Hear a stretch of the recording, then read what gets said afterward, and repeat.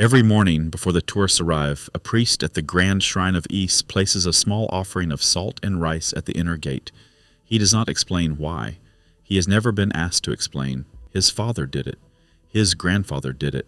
The tradition reaches back 14 centuries. Through wars, through dynasties, through the complete transformation of Japanese civilization, and it has never once stopped. 3 million people visit this shrine every year. Almost none of them know what the salt is actually for. Tonight, we are going to tell you, and once you know, you will never look at a Japanese shrine the same way again, because Japan's mythology is not soft, it is not polite. Beneath the cherry blossoms and the temple bells lies a cosmology built on fire, rot, betrayal, and a darkness so ancient it predates the universe itself. Before this documentary ends, you will hear about a vow made by a rotting goddess standing at the edge of the underworld that kills 1,000 people every single day. She made that vow over 1,300 years ago. According to every text the Japanese ever wrote about it, she has never broken it, not once. But to understand her vow, we have to go back to the beginning, before the underworld existed, before death existed. To the moment a single birth shattered everything. In the beginning, according to the Kojiki, Japan's oldest surviving chronicle, compiled in the year 712, there was a divine couple. Their names were Izanagi and Izanami. Together they stirred the primordial ocean with a jeweled spear, raised islands from the sea, and gave birth to the Japanese archipelago itself. 8 great landmasses, dozens of gods. For a brief moment in the mythology, something close to paradise existed. Then Izanami gave birth to Kagutsuchi, the god of fire. His body was made entirely of flame, and as he entered the world, he burned his mother alive from the inside. Izanami, the goddess who had built Japan with her own hands, died screaming in divine fire. It was the first death in all of Japanese mythology. Not the death of an enemy or a monster or a villain, the death of a creator, the death of a mother, caused by nothing more than a child being exactly what he was. The tragedy of Kagutsuchi is not that he was evil. He was not. He simply existed, and his existence destroyed the most important being in the world. The myth is telling us something that takes a moment to fully absorb, that destruction does not require malice. Sometimes it only requires presence. Her husband Izanagi was consumed by grief so violent it transformed into rage. He drew his divine sword and cut Kagutsuchi into 12 pieces. The blood and body parts struck the earth and transformed, each fragment becoming a new god. The deities of mountains, storms, metal, and thunder were all born from a father's fury over a burning corpse. The entire structure of the Japanese pantheon has violence at its root.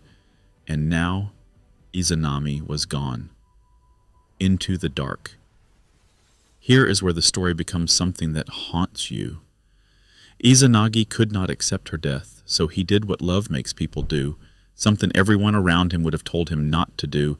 He descended into Yomi no Kuni, the underworld, the land of the dead. He went to bring her home. He found her in the darkness and called to her. She answered. Her voice was the same voice.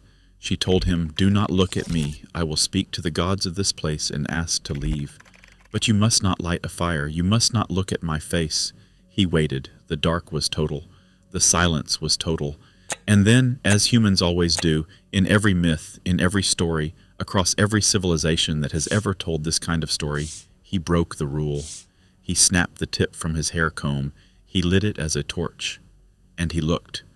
What he saw was Izanami's body rotting, maggots moving across her flesh, and rising from her decomposing form, the 8 thunder gods, coiled and writhing, born from her decay, one at her head, one at her chest, one at her stomach, one at each limb.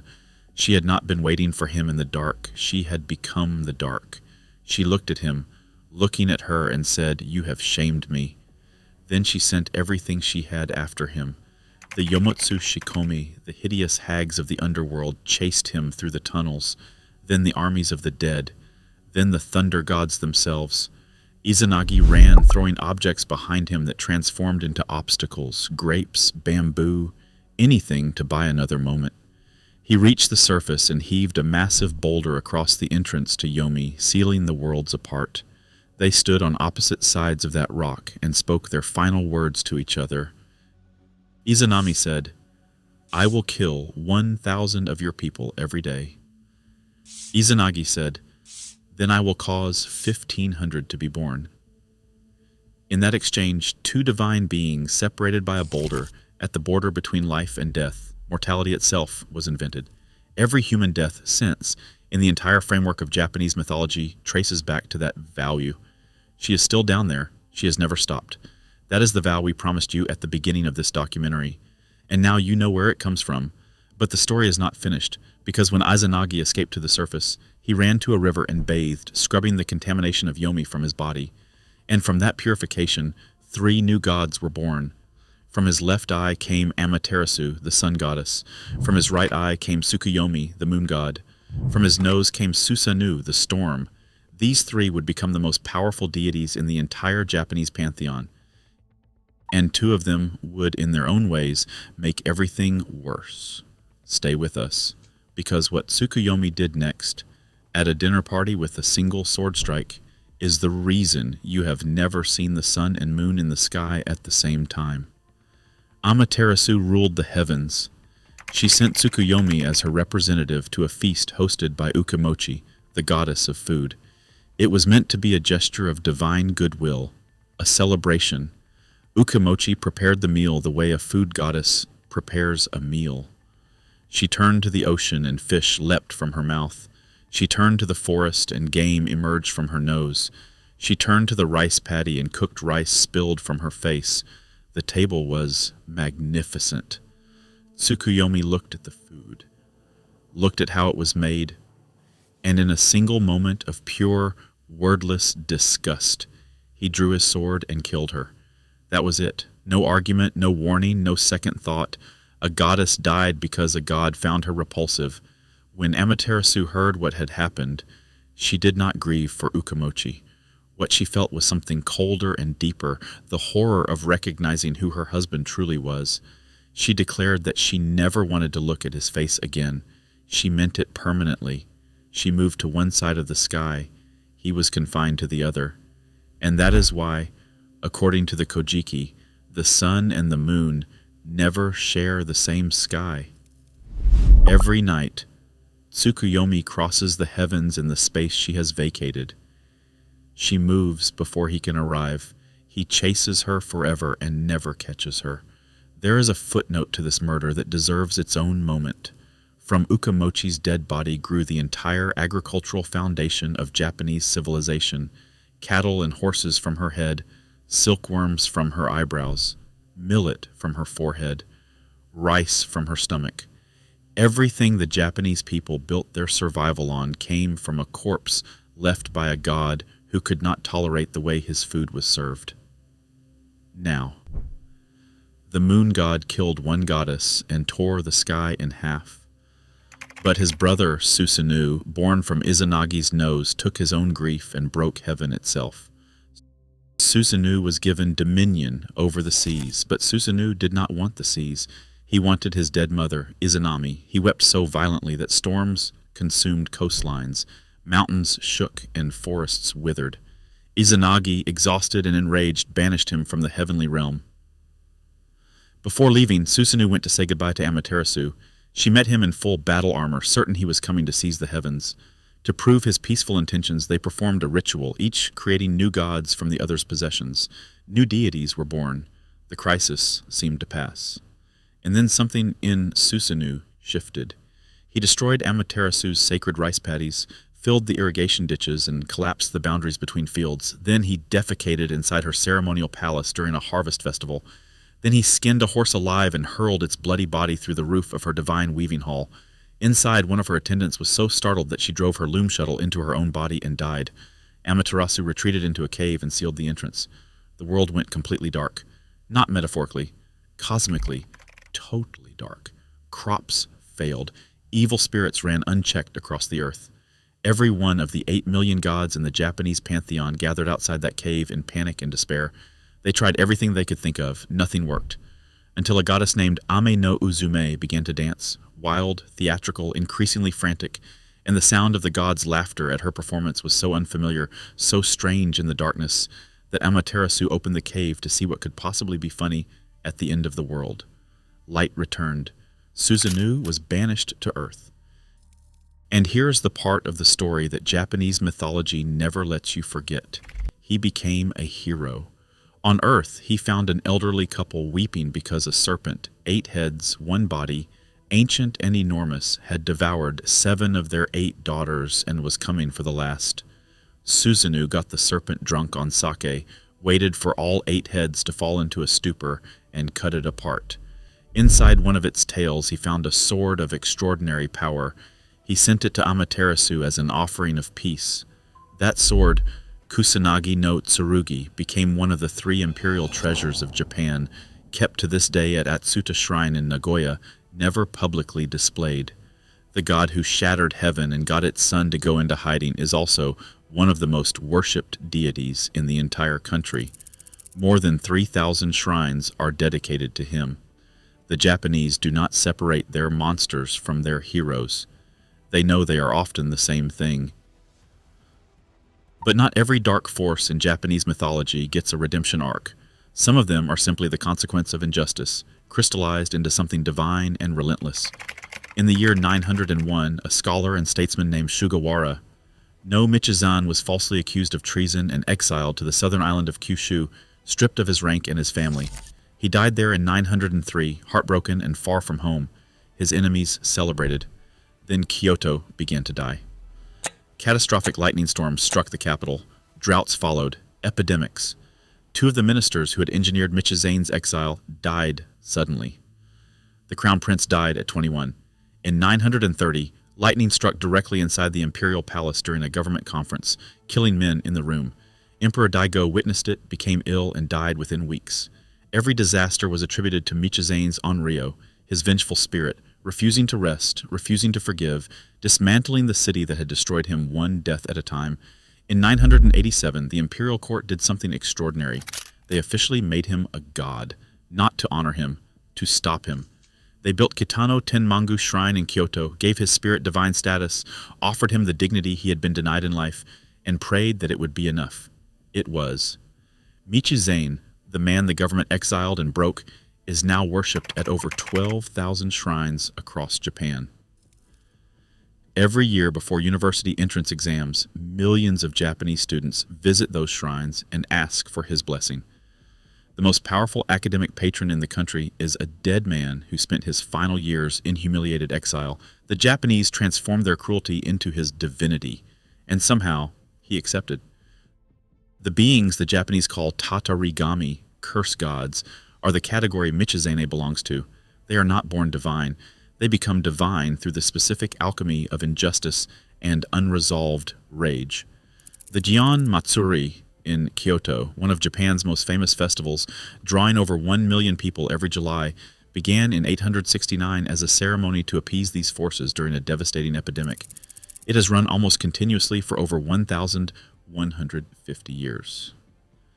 The festival is not a celebration. It is a negotiation. And beneath all of this, beneath the Tatarigami and Susanoo and the death goddess and the thunder god, there is a system, a bureaucracy, a judge. His name is Enma Daio, the great king Enma. He sits on a throne in the space between death and whatever comes after it. Before him stands a mirror, the crystal mirror of karma that reflects every action a soul performed in life with perfect, uneditable accuracy. There is no pleading your case to this mirror. It does not listen to your explanation. It shows what happened. After death, according to the tradition that took root in Japan as Buddhism arrived in the year 552, a soul is judged 7 times over the course of 49 days. Each judge examines a different dimension of a life. Enma presides on day 35 and delivers the most significant verdict. Those condemned are sent to one of 16 hells, 8 hot, 8 cold. each designed with a specific architecture of punishment calibrated to the nature of the sin. Those who lied in life have their tongues removed. Those who stole have their hands taken. The punishments are not random. They are mirror images of the cruelties a person chose. What makes Enma uniquely terrifying is not cruelty. He has no personal malice. He does not hate anyone who stands before him. He is simply accurate. There is no appeal, no mercy clause, no accounting for good intentions. The mirror shows what happened. He reads it. The sentence begins. The proverb that survived for over 1,000 years of Japanese culture says, "Even a liar fears Enmei." His statues guard the entrances of Buddhist temples across the country, fierce-faced, crown-wearing, holding a staff placed there specifically to remind every person walking in that what they do in the living world is already being recorded. Now, if Enma judges those who arrive in the underworld, it was another god who made sure they arrived by storm, by divine intervention, at a scale that reshaped the course of world history. You know the word kamikaze. You know it as the name given to Japanese pilots in the Second World War. But that word is centuries older than any airplane, and the event that created it killed more people in a single night than most battles kill in a year. Raijin, the god of lightning and thunder, was born from Izanami's rotting body in the underworld, as recorded in the Kojiki. He is depicted as a red-skinned figure surrounded by a ring of drums beating them to produce thunder. For centuries, Japanese parents told their children to cover their stomachs during storms. They said Raijin would descend and devour children's belly buttons. This was not casual folklore. It was a deeply held warning, observed for over 1,000 years, that kept children indoors during lightning strikes and probably saved real lives. But Raijin's most consequential act was not domestic terror. In 1281, Kublai Khan launched the largest seaborne invasion in the history of the ancient world. Approximately 4,400 ships and 140,000 soldiers. The entire force anchored in Hakata Bay off the coast of Kyushu, having fought the Japanese defenders to near exhaustion. Then a typhoon struck, overnight.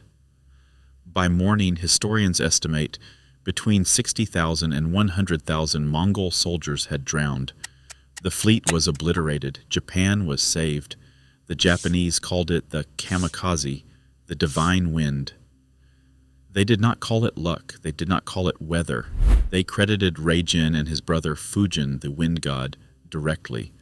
The belief that divine storms protected Japan became embedded so deeply in national identity that 600 years later, as American forces closed in during the Second World War, Japanese pilots flew into enemy ships believing they embodied the same force, the same name, the same sacrifice. A god born from a rotting corpse shaped the self-understanding of a nation across 7 centuries of history. But even Raijin, even Enma, even the Tatarigami, all of them exist within an ordered universe. They follow rules. They have roles. They are part of a structure. What we are about to discuss does not belong to any structure. It predates structure. It predates the gods. It is what was there before anything was named. The very first lines of the Kojiki describe the universe before creation as formless, without edge or center, like an egg floating on oil, like a jellyfish adrift in a sea with no shore. The Japanese called this state kanton, primordial chaos, and it was not nothing. Nothing would be easier. This was worse than nothing. It was everything, unorganized, unresolved, pressing outward in all directions simultaneously with no shape and no will and no end. Into this chaos came the first 3 gods, appearing without parents or explanation. They established the first threads of order. More gods followed. The ocean was stirred. The islands rose. The world as the Japanese understood it was built on top of the chaos, not instead of it. The chaos did not leave. It thinned. It receded to the edges, but it remained.